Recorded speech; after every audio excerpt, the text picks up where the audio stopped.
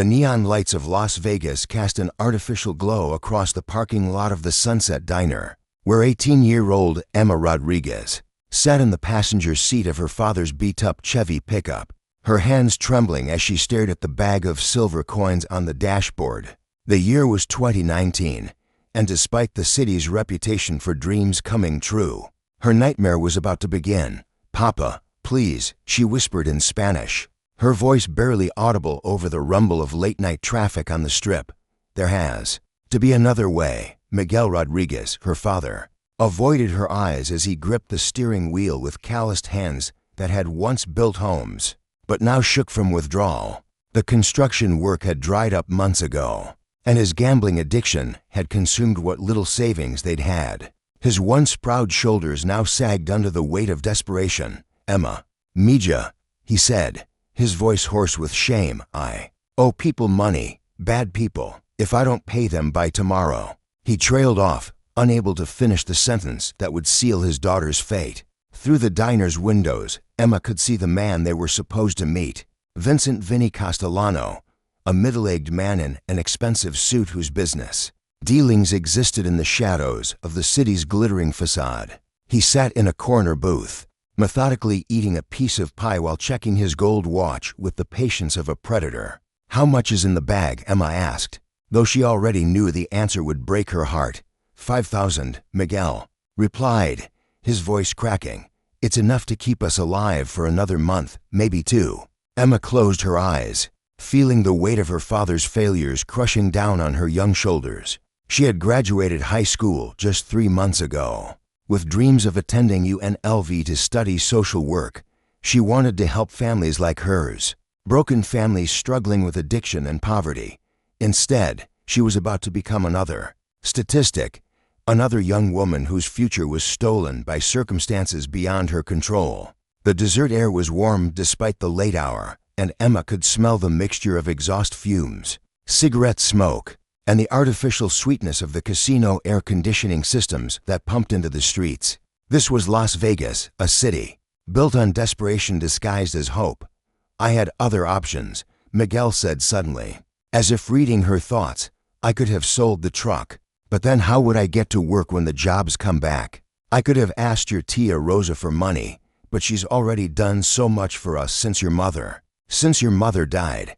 The words hung between them, unspoken, but heavy with meaning. Carmen Rodriguez had been the backbone of their small family, working double shifts as a hotel housekeeper to keep them afloat while Miguel chased one constructee on job after another. When cancer took her 2 years ago, it had taken their stability with her.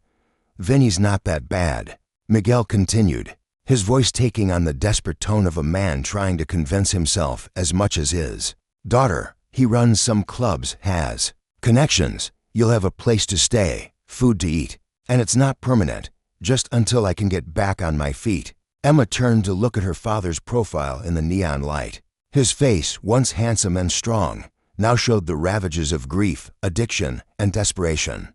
The man who had taught her to ride a bike and helped her with homework had been replaced by this hollow shell who was willing to trade his daughter's freedom for temporary relief from his debts. "What if I refuse?" she asked quietly. Miguel's hands tightened on the steering wheel. "Then we both die, Mija. These people don't negotiate. They don't give second chances." Through the diner windows, Emma watched as Vinny signaled to the waitress for more coffee. He looked so ordinary, so normal, like someone's uncle or neighbor. It was hard to believe that this unremarkable man was about to buy her like a piece of property. A knock on the passenger side window made Emma jump. A young man about her age, wearing a Sunset Diner uniform and carrying a bus tub, was gesturing for her to roll down the window. His name tag read David, and his kind brown eyes showed genuine concern. "Are you okay?" he asked when she cracked the window. "You look upset." Emma glanced at her father, who was now watching the interaction with suspicious eyes. "I'm fine," she said automatically, the light tasting bitter in her mouth. David didn't look convinced. "Listen, I've been working here for 2 years, and I've seen all kinds of situations. If you need help, if someone's making you do something you don't want to do." He pulled a business card from his pocket. "A crisis hotline number. These people can help, Miguel leaned across Emma to address David directly. "Mind your own business, kid. We're fine." But David continued to look at Emma, ignoring her father's hostile tone. "The offer stands," he said simply. "Sometimes strangers can see things more clearly than family." As David walked back toward the diner, Emma felt a spark of something she hadn't experienced in months: hope. Here was someone who had recognized her distress, someone who cared enough to intervene even though they didn't know her. "Time to go," Miguel said, reaching for the door handle. "Vinny doesn't like to be kept waiting." Emma looked at the bag of silver coins one more time, then at the diner where David was now visible through the windows, clearing tables with quick, efficient movements. She thought about her mother's dreams for her, about the social work degree that now seemed impossible, about the young man who had just offered her a lifeline. "Papa," she said, her voice stronger now. "What would Mama say if she could see us right now?" Miguel's hand froze on the door handle, and for a moment Emma saw a flicker of the man he used to be, the man her mother had loved, the man who had once been her hero. She would understand, he said finally, but his voice lacked conviction. "No," Emma said quietly, "she wouldn't, and you know it." The neon lights continued to flash around them, painting their faces in alternating shades of red and blue, as father and daughter sat on the precipice of a decision that would change both their lives forever. Inside the Sunset Diner, David Chen finished clearing the last table of his shift, but his mind kept returning to the young woman in the pickup truck. Something about her expression, a mixture of fear, resignation, and barely contained despair, reminded him of his own sister during the darkest period of their family's immigration story. David had been working at the diner since he was 16, saving every dollar for college while helping his parents pay rent on their small apartment in a rough neighborhood east of the Strip. He understood desperation, understood the weight of family obligations that could crush young dreams, but he also understood that sometimes doing the right thing meant taking a risk. Through the window, he watched as the girl and her father finally exited their truck and approached the diner entrance. The man with them, older, well-dressed, with the predatory stillness of someone accustomed to buying what he wanted, made David's stomach turn. "Table 6, call Jana, the night manager." As the trio entered, "Take their order when they're ready." David nodded, wiping his hands on his apron. His shift was technically over, but he wasn't leaving, not yet. Emma followed her father and Vinny to the corner booth, her legs feeling like lead. The diner smelled of coffee and grease, and the fluorescent lights were harsh after the softer neon glow of the parking lot. A few other patrons occupied scattered tables, a trucker reading a newspaper, an elderly couple sharing a slice of pie, a woman in scrubs who looked like she was coming off a hospital shift. Normal people living normal lives, Emma thought. People who weren't being sold by their own fathers. "So, Miguel," Vinny said as they settled into the booth, his voice carrying a slight New York accent that spoke of a past far from the Nevada. "Dessert, you've thought about our arrangement." Miguel nodded, unable to meet his daughter's eyes. "She's a good girl, smart. She graduated high school with honors." "Education's important," Vinny agreed, though his tone suggested he had other uses in mind for Emma's intelligence. "My establishments cater to a refined clientele. Having someone who can carry on a conversation, someone with class, that's valuable." Emma felt sick. The way Vinny spoke about her, as if she were already his property, made her skin crawl. She thought about her mother's stories of coming to America as a young woman, full of hope and determination. Carmen Rodriguez had cleaned hotel rooms and raised a family with dignity. She had never imagined her daughter would end up in a situation like this. David approached their table with a coffee pot and 3 cups, his movements deliberate and professional despite the tension he could feel radiating from the group. "Coffee?" he asked, setting the cups down without waiting for an answer. As he poured, he caught Emma's eye and gave her the slightest nod, a signal that he was there, that he was paying attention. Emma felt a rush of gratitude toward this stranger who seemed to be the only person in the world who cared about her well-being.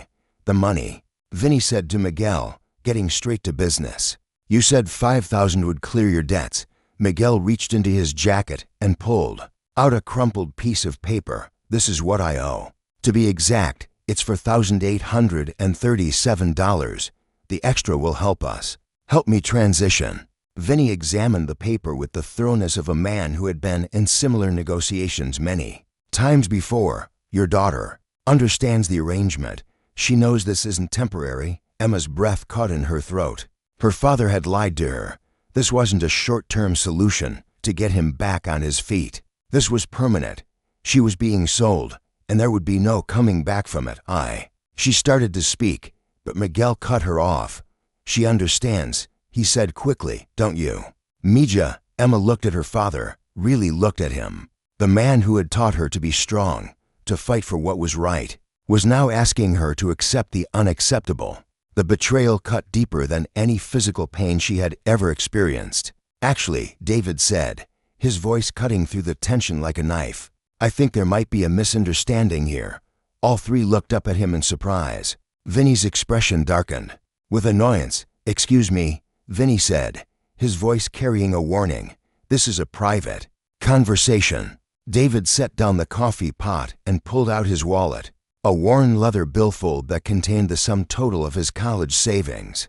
I couldn't help but overhear your situation, he said to Miguel, and I think I might be able to help. Emma stared at David in shock. She barely knew this young man, yet he was inserting himself into a dangerous situation on her behalf. Kid, Miguel said, his voice carrying a mixture of confusion and irritation. You don't understand what's happening here. I understand perfectly, David replied, his voice steady despite the fear Emma could see in his eyes. You're selling your daughter to pay off debts, and I'm here to tell you that there's another way. David opened his wallet and began counting out bills, 20s, 50s, and hundreds that represented months of work, tips from grateful customers, and dreams of a better future. I have $3,200 here, he said. It's not everything you need, but it's enough to buy you time. Time to find another solution that doesn't involve destroying your daughter's life. Vinny leaned back in his seat, his expression shifting from annoyance to amusement. And what do you want in return, hero? You think this girl is going to fall in love with you for this grand gesture? David met Vinny's gaze without flinching. I don't want anything except for her to have a choice. Something she clearly doesn't have right now.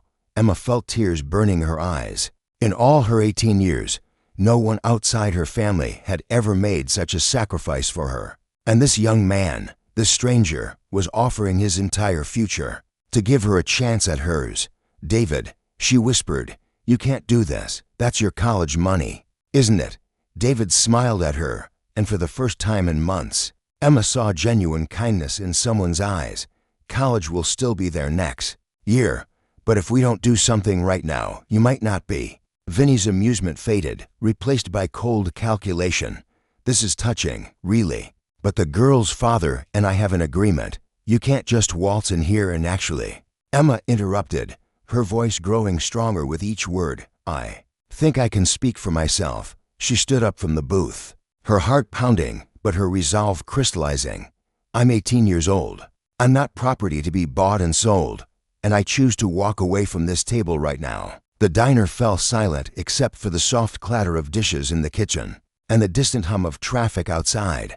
Emma could feel the eyes of the other patrons on them, but for the first time in months, she didn't care what anyone thought except herself. Miguel looked up at his daughter with an expression of panic.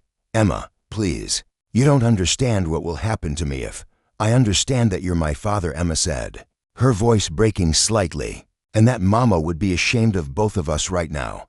But I also understand that I have a choice, and I'm making it. She turned to David, who was still holding his wallet full of everything he had worked for. Thank you, she said, simply, for reminding me that I'm worth more than a bag of silver. The tension in the corner booth of the Sunset Diner was palpable as Emma stood facing the three men who had been deciding her fate without her input. The fluorescent lights hummed overhead, and the coffee had grown cold in their untouched cups. Vinny Castellano's face had shifted from amusement to something much more dangerous. Sit down. Girl, he said, his voice quiet, but carrying the unmistakable edge of a man accustomed to being obeyed. You're in over your head, but Emma remained standing. drawing strength from David's presence beside her. "No," she said, her voice steady despite her racing heart. "I'm exactly where I need to be." Miguel looked between his daughter and Vinny. With growing panic, "Emma, please, you don't know these people. You don't know what they're capable of." "And you do?" Emma asked, turning to face her father fully. "Papa, when did you become someone who knows people like this? When did you become someone who would sell his own daughter?" The question hung in the air like a physical blow. Miguel's face crumpled, and for a moment, Emma saw the grief and desperation that had been eating away at him since her mother's death, but compassion couldn't overrule her need for survival. David stepped closer to Emma, his wallet still open in his hands. "Mr. Rodriguez," he said respectfully, "I know you love your daughter. I can see it. But this isn't love. This is desperation making your choices for you." "You think your $3,000 is going to solve anything?" Miguel asked bitterly. "It's not even enough to cover what I owe, and these people don't accept partial payments." Vinny nodded slowly. "The boy's got heart, I'll give him that. But heart doesn't pay debts. Your daughter was offered as collateral for the full amount. That's a legal agreement, legal." Emma laughed, the sound sharp and incredulous. "You think human trafficking is legal?" "Careful with your words, girl," Vinny warned.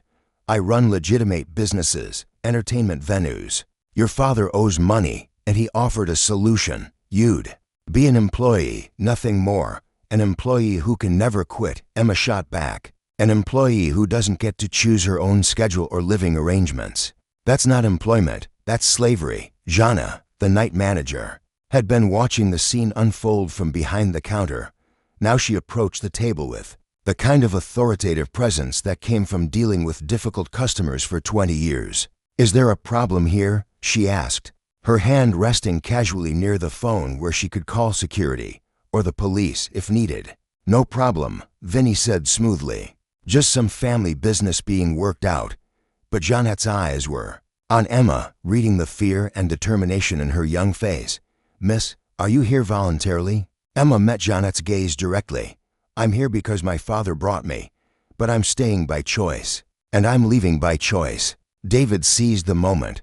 "Mr. Rodriguez, what if we could find another way? What if we could get you help, real help, addiction counseling, job training, legitimate loans?" Miguel shook his head. "You don't understand. I don't have time for rehabilitation programs. I owe money now, and these people expect payment now." "Then declare bankruptcy," Emma said suddenly. "Lose the truck, lose our apartment, lose everything material, but keep your soul, keep your daughter. And then what?" Miguel asked desperately. "Where do we live? How do we eat?" "We figure it out," Emma said firmly. "Together, like a real family, like Mama would have wanted." Vinny had been listening to this exchange with growing impatience. "This is very touching," he said, "but I have other business to attend to tonight." "Miguel, are we concluding our agreement or not?"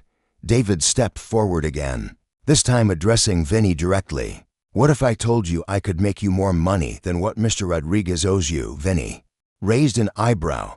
"I'm listening. I work here, but I also do freelance computer programming. I've been building websites for small businesses, and I'm good at it. Really good.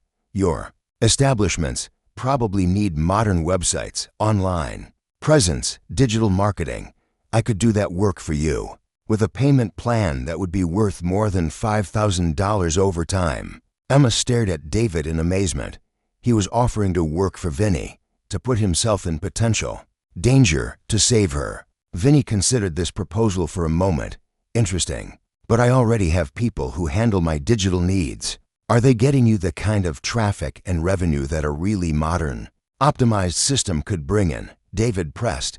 "Because I can show you analytics from businesses I've worked with, increased customer engagement, higher profits, better online visibility." Miguel watched this negotiation with growing hope. "Vinny, what if the boy's right? What if you could make more money working with him than taking Emma?" For the first time since entering the diner, Vinny looked genuinely thoughtful. Business was business, and if this kid could actually deliver better results than a one-time payment, it might be worth considering. "You'd be willing to work for me?" Vinny asked David, "knowing what kind of businesses I run." David's jaw tightened, but his voice remained steady. I'd be willing to provide technical services, nothing more. Clean work that helps your legitimate operations run more efficiently.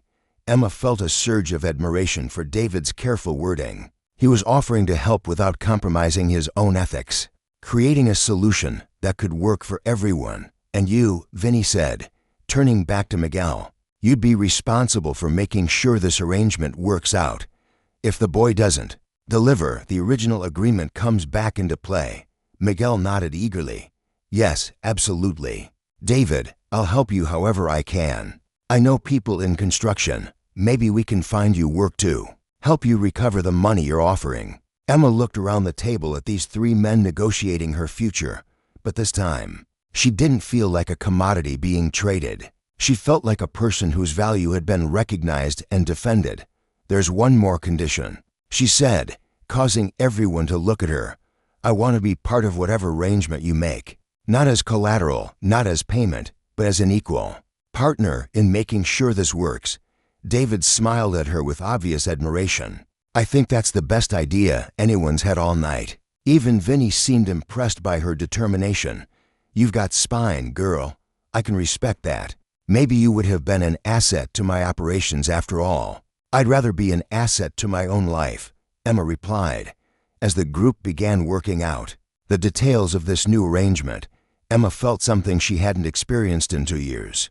Hope for a future that belonged to her. The young man who had been willing to give up his college fund for a stranger had shown her that kindness still existed in the world, and that sometimes the most important stand you can take is the one that says, I am worth more than this. Outside the diner windows, Las Vegas continued its eternal dance of neon and noise. But inside the corner booth, for lives had been changed by the simple act of one person refusing to let another's worth be measured in silver. 6 months later, Emma Rodriguez stood in the small office above a legitimate Las Vegas marketing firm, reviewing the financial projections on her laptop screen. The numbers were good, better than good. David's innovative approach to digital marketing had not only satisfied Vinny's requirements, but had attracted other clients as well, allowing them to establish Digital Solutions LV, a legitimate business that served everyone from small restaurants to entertainment venues. The morning sun streamed through the windows, illuminating the neat workspace they had created together. Emma had enrolled part-time at UNLV, studying business administration. While working as the company's operations manager, her father, Miguel, had completed a 6-week residential addiction treatment program and was now working steadily for a construction company that specialized in casino renovations. The Bella Vista restaurant account came through, David said, looking up from his own computer. They want a complete website overhaul and ongoing social media management. That's another $1,500 a month in recurring revenue. Emma smiled, marking the information in their shared project management system. That brings us to over $12,000 in monthly recurring revenue. We're actually profitable now.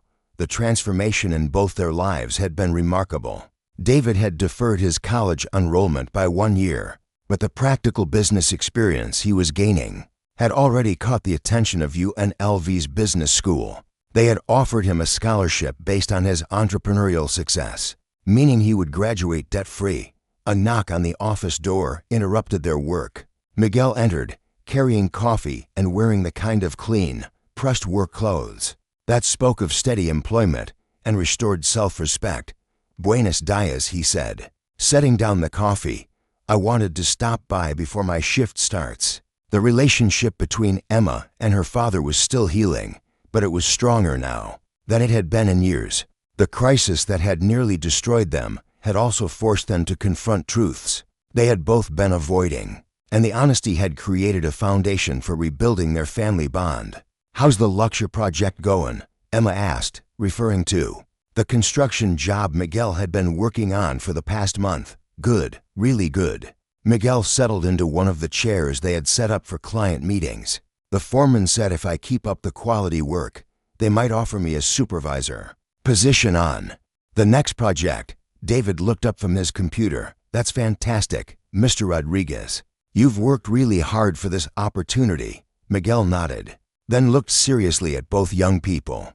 I need to say something that I should have said months ago.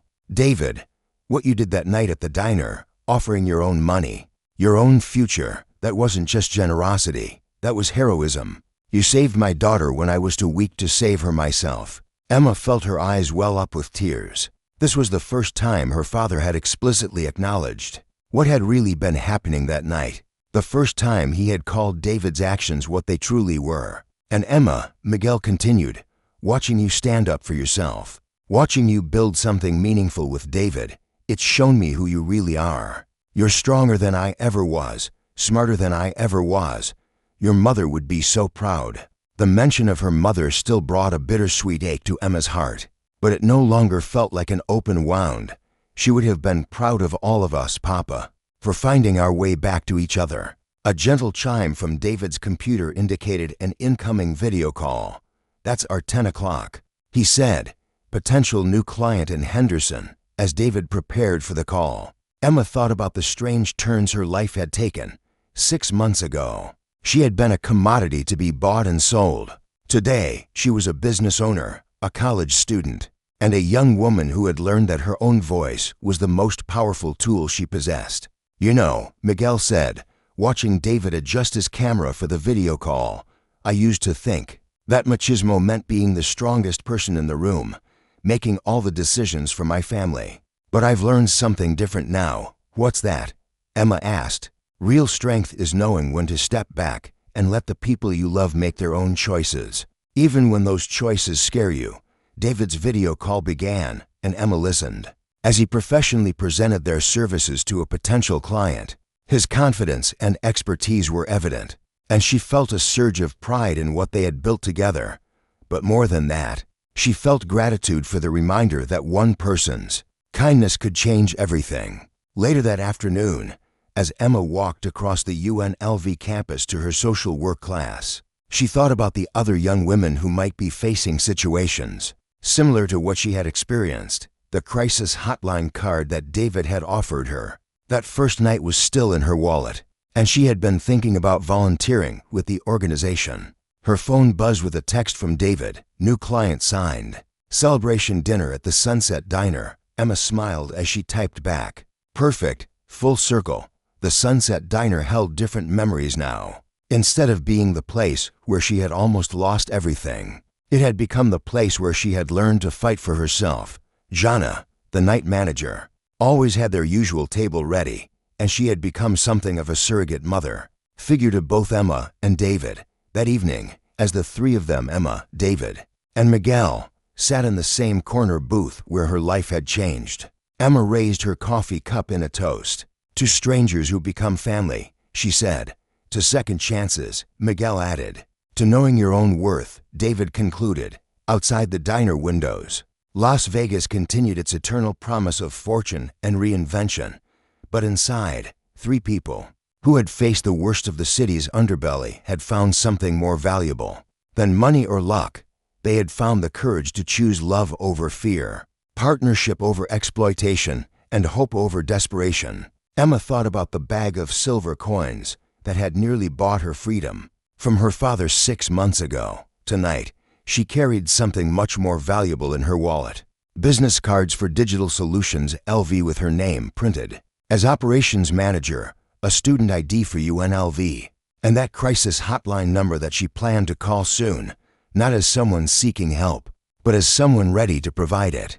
The young woman who had once been offered for sale had become someone who was literally priceless, not because of her monetary value to others, but because she had learned to value herself.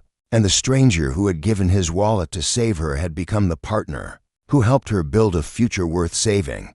As they finished their coffee and prepared to leave, Emma caught sight of their reflection in the diner window. 3 people who looked like a family, who had chosen to become a family, who had proved that sometimes the best transactions in life are the ones where nobody gets bought or sold, but everyone gets saved. The neon lights of Las Vegas painted everything in shades of possibility, and for Emma Rodriguez, those possibilities finally belonged to her.